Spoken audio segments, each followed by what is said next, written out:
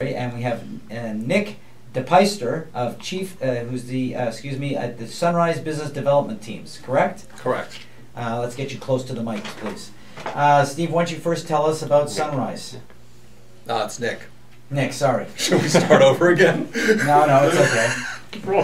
Well, Sunrise Business Development Teams it's a networking group, and of course we're not the only networking group out there. There are quite a few. You can find networking opportunities at Chambers of Commerce and Business Networking International, but we think we've got an edge, and it's a format that's more productive than most networking opportunities out there. Well, that's what we want to hear about. I've been associated with networking teams for many years. So why don't you give us a sense? Sure.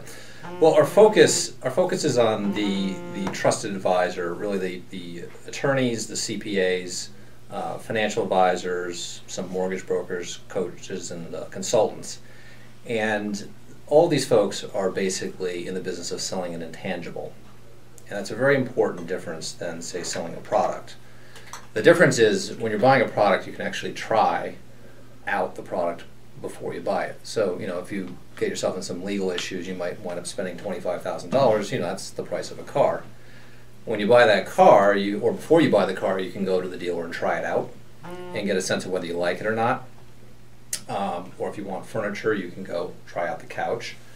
When you're looking at a trusted advisor, the kinds of advisors we have in our teams, you don't get to try it out. For example, imagine you need a will. Lots of people don't have wills. They should probably have one. You spend this money on a will. You don't actually get to try it out in advance.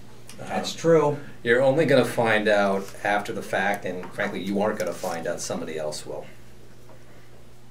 So the common theme is we're selling intangibles where people cannot find out what they're buying in advance, and so the sale really comes down to one of trust, and our members face this challenge of how do you build trust with somebody you don't know.